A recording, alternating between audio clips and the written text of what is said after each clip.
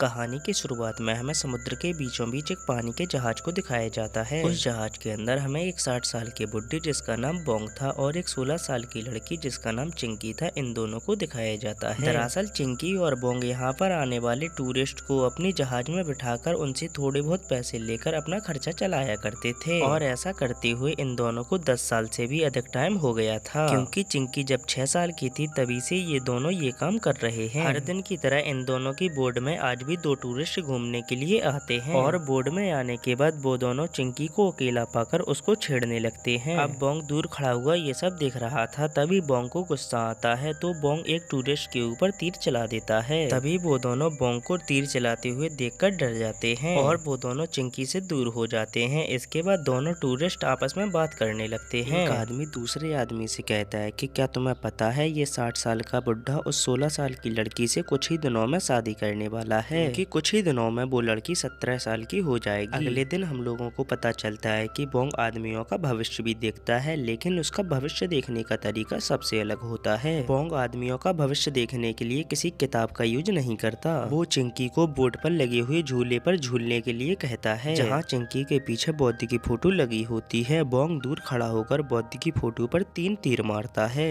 इसके बाद चिंकी उन 3 तीरों को बोंग के पास लेकर आती है और बोंग के कान में कुछ कहती है। जाकर उन आदमियों को उनका भविष्य बताता है। इसके बाद वो दोनों आदमी अपना भविष्य जानकर वहाँ से चले जाते हैं। अगले दिन फिर से ऐसा होता है, 2 आदमी बोंग की बोट पर फिशिंग करने के लिए आते हैं। वो दोनों चिंकी को अकेला पाकर उसको छेड़ने लगते हैं। तभी बोंग भी उन दोनों को देख लेता है और उन दोनों के ऊपर तीर चलाने लगता है। अभी ये देखने के बाद उन दोनों को बहुत ज्यादा गुस्सा आ जाता है। वो दोनों टूरिस्ट गुस्से में आकर बोंग को वहीं पर बांध देते हैं। इतने में मौका पाकर चिंकी वहाँ से दूसरी जगह पर पहुँच जाती है। अब ये दोनों चिंकी को ढूंढने लगते हैं। तभी चिंकी तीर लेकर आती है और इन दोनों को घायल कर देती है। अब ये दोनों टूरिस्ट डर कर भाग जाते हैं। इसके बाद चिंकी बोंग की रस्सी खोल देती है। अगले दिन हम लोग बोंग को एक कैलेंडर पर कट्टिस का निशान लगाते हुए देखते हैं। दरअसल बोंग ये काम रोज करता है, क्योंकि अगले महीने की 12 तारीख को बोंग चिंकी से शादी करने वाला है। फिर अगले दिन हम लोग देखते हैं कि बहुत सारे आदमी इनकी बोट पर घूमने के लिए आए होते हैं। उसी बोट में हमें एक लड़के को दिखाया जाता है जिसका नाम सुयोंग है। दरअसल सुयोंग अपने पिता के साथ यहाँ पर आया था। वहीं पर सुयोंग अपने हेडफोन से गाने सुन रहा था। तभी उसके पास चिंकी आती है और उसके हेडफोन लेकर खुद गाने सुनने लगती है। यहाँ पर हम लोग देखते हैं कि सुयोंग चिंकी से बात करने की कोशिश करता है, लेकिन हेडफोन के कारण चिंकी को कुछ भी सुनाई नहीं देता। ये सब दूर खड़ा हुआ बोंग देख रहा था। तभी बोंग को गुस्सा आता है तो वो चिंकी के पास जाता है और चिंकी को वहाँ से ले आता है। अब सुयोंग जाने से पहले चिंकी को अपने हेडफोन देकर वहाँ से चला जाता है। अब हम लोग देखते हैं कि सुयोंग के जाने के बाद चिंकी पूरी तरीके से बदल जाती है, क्योंकि वो सारा दिन हेडफोन पर गाने ही सुनती रहती है। चिंकी किसी भी काम में रुचि नहीं देती। बोंग चिंकी का अचानक ये सब बदलाव देखकर बहुत ज्यादा गुस्से में आ जाता है और उसका वॉकमैन तोड़ देता है। अब अगले दिन हम लोग बोंग को अलमारी में कुछ कपड़े रखते हुए देखते हैं, जिसे चिंकी भी दिख रही थी। दरअसल ये वही कपड़े हैं जिसे बोंग अपनी शादी में पहनेगा। अब अगले दिन एक और आदमी बोंग की बोट पर घूमने के लिए आया होता है। तभी चिंकी बोंग को नीचा दिखाने के लिए उस आदमी के साथ सो जाती है। इसके बाद बोंग वहाँ पर आता है और चिंकी को वहाँ से ले जाता है, क्योंकि सुयोंग के जाने के बाद चिंकी को बोंग के ऊपर बहुत ज्यादा गुस्सा आ रहा था। अगले दिन फिर से बोंग की बोट में बहुत सारे लोग घूमने के लिए आए होते हैं। उनके साथ सुयोंग भी था। चिंकी सुयोंग को देखकर बहुत ज्यादा खुश हो जाती है। अब ये दोनों आपस में बहुत सारी बातें करते हैं। अब ये सब देखने के बाद बोंग को बहुत ज्यादा गुस्सा आ जाता है और वो सुयोंग के ऊपर एक तीर चला देता है। अब चिंकी को भी बोंग के ऊपर गुस्सा आ जाता है, इसीलिए वो तीर को उठाकर बोंग के सामने ही तोड़ देती है। अब रात हो जाती है और सभी सो जाते हैं। तभी बोंग की नींद खुलती है। बोंग देखता है कि चिंकी उसके पास नहीं है। बोंग सीधा सुयोंग के कमरे में जाता है, जहाँ पर चिंकी पहले से ही सो रही थी। अब ये देखने के बाद बोंग को पहले से ज्यादा गुस्सा आ जाता है। वो रात में ही सुयोंग को एक छोटी सी बोट में बैठाकर वहाँ से जाने के लिए कहता है। जाते जाते सुयोंग बोंग से कहता है कि तुमने चिंकी को यहाँ पर किडनैप कर रखा है और मैं बहुत ही जल्दी इसको यहाँ से लेकर जाऊंगा। अब इतना कहने के बाद सुयोंग वहाँ से चला जाता है। सुयोंग के जाने के बाद चिंकी भी वहाँ से भागने की कोशिश करती है, लेकिन ऐसा करने से पहले बोंग चिंकी को पकड़ लेता है। अब हम लोग देखते हैं कि सुयोंग कुछ दिनों के बाद फिर से वापस आता है, जहाँ पर वो चिंकी के मिसिंग रिपोर्ट के कागज भी लेकर आता है और वो ये कागज बोंग को दिखाता है। सुयोंग बोंग से कहता है कि इसके माँ बाप ने ये रिपोर्ट लिखवाई थी और सुयोंग चिंकी को भी समझाता है कि तुम अपनी पूरी जिंदगी इस बुड्ढे के साथ नहीं गुजार गुजार सकती।